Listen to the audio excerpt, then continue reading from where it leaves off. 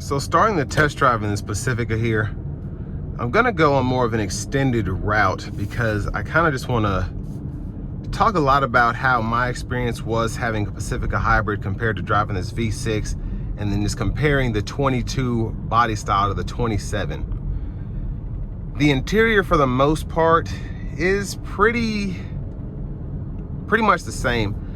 Relatively similar infotainment system. The buttons and everything are just how I remember them being on the 22 redesign. And you know, if it's not broken, don't fix it. That's kind of the model that Stellantis goes by with these vans. A lot of these are used for fleet purposes.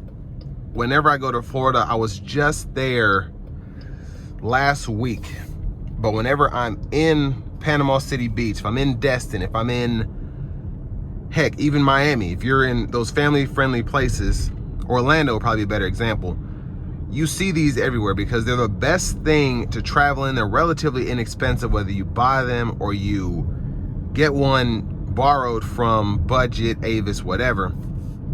I mean, they're just overall easy to drive vehicles, very spacious, very usable, and very compatible, if that makes sense. So it's very easy to kind of put a seat flat, and then you have tons of room for the other passengers to put the whole third row down, and you can pretty much take anything you need with you.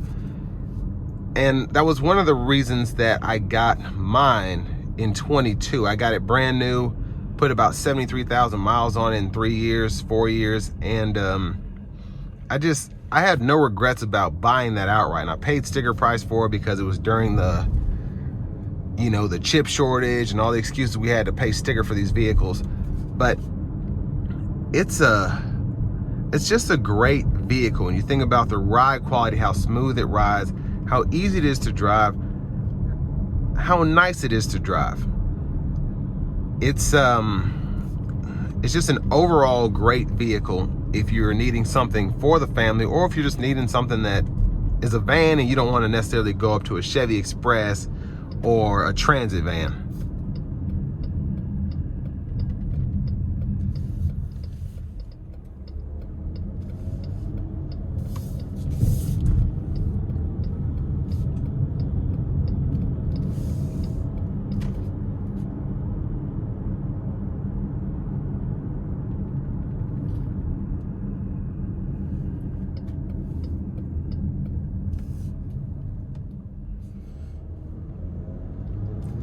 Now, in terms of how these drive, the Pacifica hybrid for me, I always liked that better because of honestly, the CVT, the eCVT in the Pacificas were just really, from a driving perspective, really nice. I cannot stand continuously variable transmissions, but with that hybrid setup, it just, it was so smooth. It was so just capable when you needed acceleration. But in that EV mode, it really helped maximize your fuel efficiency, or I should say your just electricity efficiency, because it was very easy to just coast out of a stop. But if you needed that power, you had that instant torque as well.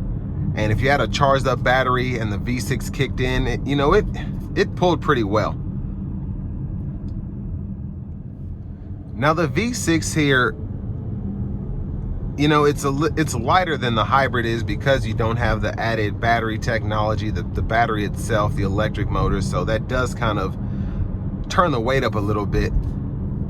And the V6 here is still very smooth, just driving it down the road. It still feels like a Pacifica. If you're thinking about going between the hybrid and the naturally aspirated one, it just depends on preference. If you want to pay extra for the hybrid, if you do a lot of city driving, I think it will kind of earn its weight, if you will. But if you do a lot of highway driving, I just recommend getting this because it's about the same efficiency if you're doing 75, 80 miles per hour. But in the city with the EV technology, it's awesome. It really is. I was averaging about 40 miles per gallon because I took a lot of back roads when it kind of ran as a hybrid with regenerative braking and all of that. It, the the fuel economy meter would show me 40 to almost 50 miles per gallon if I did a lot of city driving, back road driving, and always kept the battery charged up. Now with this V6, you'll probably get closer to 25 to 28 on the highway, because especially if the auto stop isn't kicking on like it isn't right now as it warms up, you know, the engine's running, it stops, and that's really where a lot of your fuel economy diminishing comes from. Now with an EV, or a plug-in hybrid, excuse me, you don't have to worry about auto stop because it's always in that hybrid setup. So the regen will charge the 12 volt enough so the air will still run for a short period of time, and you can just kind of sit in that stop mode. Because with an EV, when you're stopped, there's no engine running. It's just not using any power at that point.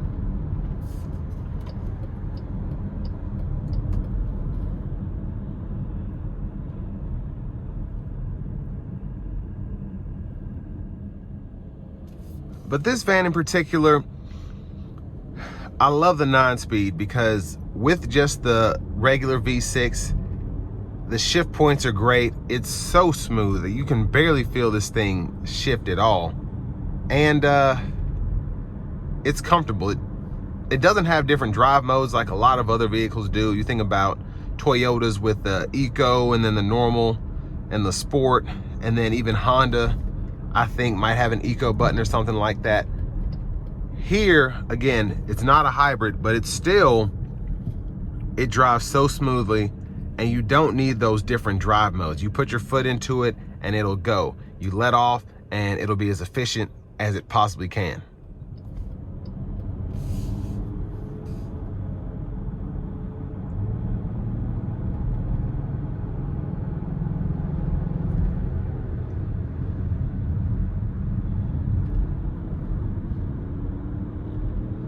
Now we're gonna take it on the interstate here in a minute. I'm not gonna give it too much, but I am gonna test out the acceleration, kind of get you to hear the engine, the exhaust, the whole package there. But this has less than 50 miles, so I'm not really trying to get it up too high.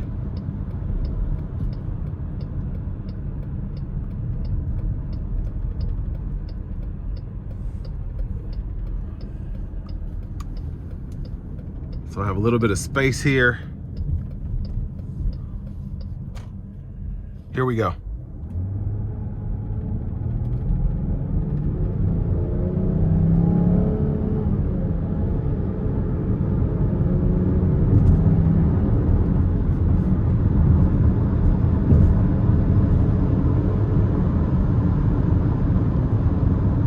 So again, I didn't give it too much. I tried to keep it under 4,000 RPMs.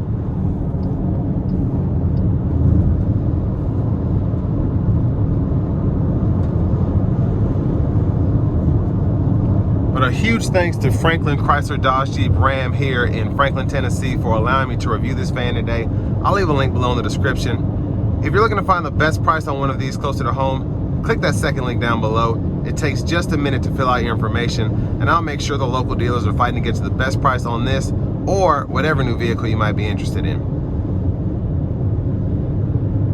But I think for the price here, $53,000, especially for this trim, I'm biased, but I really like minivans. When you think about the practicality of them, just how easy they are to drive, how smooth they are to drive, and just how user-friendly they are, specifically if you have families, it's a no-brainer. You try to compare this to a Tahoe, I think these are twice as practical than a large SUV, unless you are doing some heavy towing or things of that nature. But for the families, this is just the best vehicle I think to get. Vans are just really nice. They ride well, relatively easy to maintain, and they're good. Easier to reach the kids, easier to have space for them to take all the stuff they want, and you just can't go wrong with it, whether it's a Sienna, an Odyssey, Pacifica. But I really like the Pacificas because of the usability of them, because they are relatively inexpensive, and I think they're the best looking van on the market. But all that being said, this will bring me to the end of my review of this 2027 Chrysler Pacifica Limited.